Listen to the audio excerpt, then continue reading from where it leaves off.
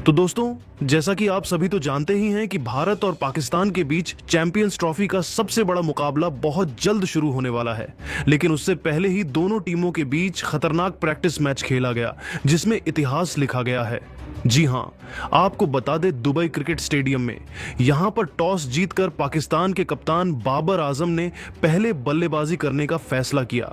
उन्हें लगा था कि यदि वह पहले बैटिंग करते हुए 300 रन भी बना लेते हैं तो टीम इंडिया को कड़ी टक्कर देने में कामयाब हो जाएंगे, क्योंकि उनके पास एक से बढ़कर एक गेंदबाज थे और उन्होंने भारत को कड़ी टक्कर भी दी।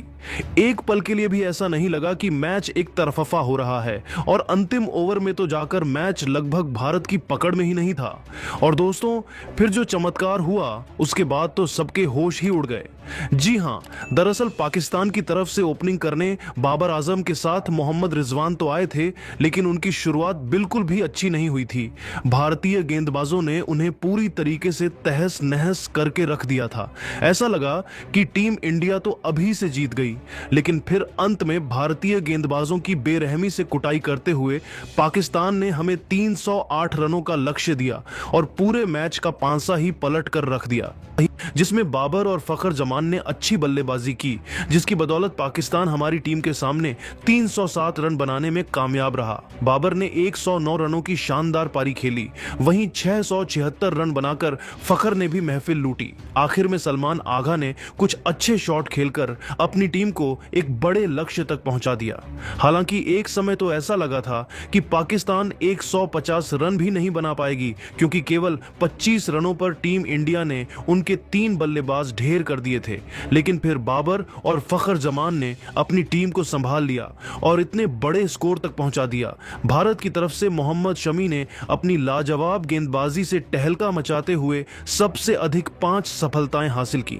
वहीं एक विकेट कुलदीप यादव को भी मिला। वहीं बाकी गेंदबाजों को निराशा हाथ लगी। अब टीम इंडिया को 50 ओवरों में 307 रनों की दरकार थी। लक्ष्य काफी बड़ा था। ऐसे में कप्तान रोहित और शुभमन गिल से धमाकेदार शुरुआत की उम्मीद थी। आपको बता दें, इन दोनों ही बल्लेबाजों ने आते ही आक्रामक बल्लेबाजी करनी शुरू कर दी। 5 ओवरों में टीम इंडिया का स्कोर 50 रनों के पार था। इन दोनों ने पाकिस्तान को हक्का बक्का कर दिया था। ऐसा लग रहा था कि यह दोनों बल्लेबाज इस मुकाबले में पाक गेंदबाजों पर जरा भी तरस नहीं खाएंगे। लेकिन छठे ही ओवर में भारत को तगड़ा झटका लगा और गिल 13 गेंदों का सामना करते हुए 23 रन बनाकर पवेलियन लौट गए। उन्हें शाहीन अफरीदी ने पवेलियन की राह दिखाई। अब मैदान पर आ गए थे किंग कोहली। मैदान पर मौजूद थे भारत के 2 सबसे महान बल्लेबाज, जो पाकिस्तान को पल भर में तबाह और बर्बाद करने का दम खम रखते थे। कप्तान रोहित के साथ मिलकर उन्होंने तेजी से भारत को लक्ष्य की तरफ बढ़ाना शुरू किया।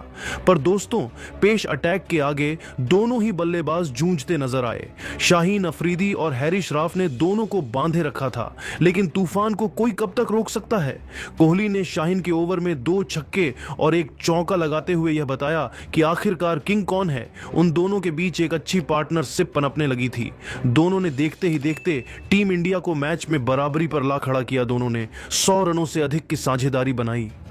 कप्तान रोहित ने धमाकेदार 50 पूरी करी तो दोस्तों, देखते ही देखते रोहित शर्मा ने तो इस वनडे मैच को T20 बनाते हुए अपना धमाकेदार शतक भी ठोक दिया था।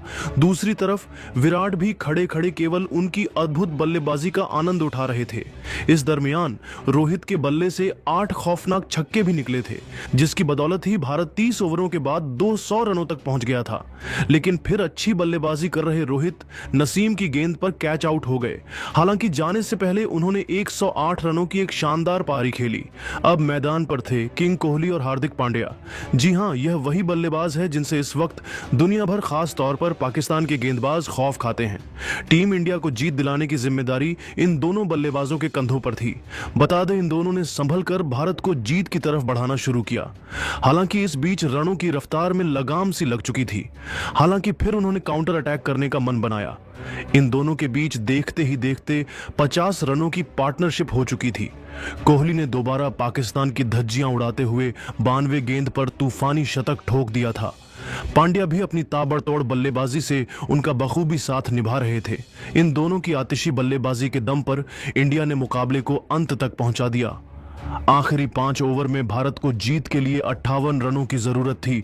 जीत काफी मुश्किल लग रही थी क्योंकि हर ओवर में लगभग 12 रन बनाने थे। ऐसे में इन दोनों ही बल्लेबाजों को करिश्माई बल्लेबाजी करनी थी। पारी के 46वें ओवर में गेंदबाजी करने आए थे हैरिस राफ और उनको आड़े हाथों लेते हुए पांड्या ने 1 नहीं 2 नहीं बल्कि कुल 3 छक्के लगा दिए। जी हां, पांड्या ने हैरिस के इस ओवर में 3 छक्के जड़कर कुल 19 रन बटोरे। यहां से प्रशंसकों को यह लगने लगा कि अब इस मुकाबले में टीम इंडिया जीत सकती है। पांड्या ऐसी बल्लेबाजी कर रहे थे जैसा किसी ने सोचा तक नहीं था। हालांकि फिर फहीम अशरफ के दम पर पाकिस्तान ने भी वापसी करी और 47वें ओवर में टीम इंडिया केवल 5 रन बना पाई थी। पर अब बारी थी किंग कोहली की। 18वें ओवर में गेंदबाजी करने आए थे पाकिस्तान के सर्वश्रेष्ठ तेज गेंदबाज शाहीन अफरीदी। और फिर क्या था, कोहली ने इस ओवर में अपनी क्लास दिखाई। अफरीदी ने कोहली को स्लोअर बॉल डाली और यहां उन्होंने कर दी बड़ी गलती, क्योंकि विराट को खराब गेंद डालना, वह भी उस समय जब विराट बाउंड्री का इंतजार कर रहे हो, किसी भी गेंदबाज को काफी महंगा पड़ सकता था। अफरीदी की उस गेंद को विराट ने सीधे स्टेडियम पार मारा।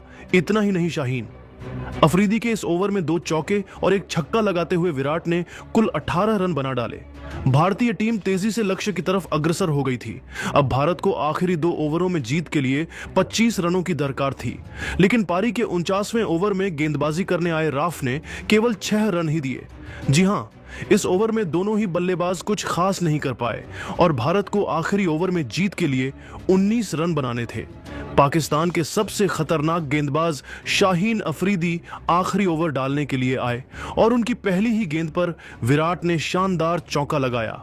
अब आखिरी 5 गेंदों में जीत के लिए 15 रन बनाने थे। अभी भी जीत काफी दूर नजर आ रही थी, लेकिन अफरीदी की दूसरी गेंद पर भी विराट ने एक और चौका लगा दिया। अब आखिरी 4 गेंदों में 11 रन रह गए, लेकिन तीसरी गेंद पर शाहीन अफरीदी ने वापसी की और केवल 1 रन दिया।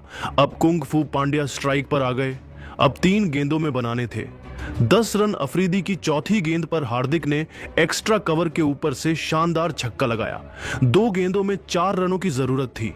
टीम इंडिया की जीत आसान लग रही थी, लेकिन वर्ल्ड क्लास गेंदबाज शाहीन अफरीदी ने वापसी की और एक ऐसी खतरनाक बाउंसर डाली जिस पर पांड्या कुछ खास नहीं कर पाए। दोस्तों, अब 1 गेंद पर 4 रन बनाने थे। स्ट्राइक पर थे हार्दिक। प्रशंसकों को उम्मीद थी कि वह भारत को जीत दिला देंगे।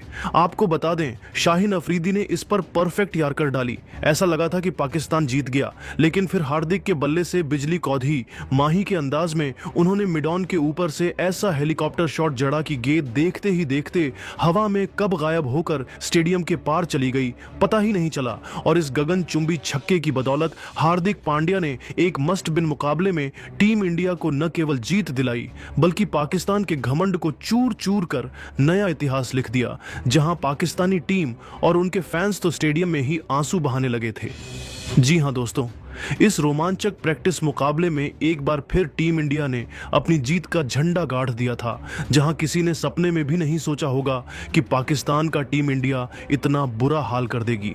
वह भी उस समय जब पाकिस्तान ने इतना बड़ा स्कोर खड़ा कर दिया था और पाकिस्तान के गेंदबाजों को एक्सपोज करके टीम इंडिया ने रख दिया।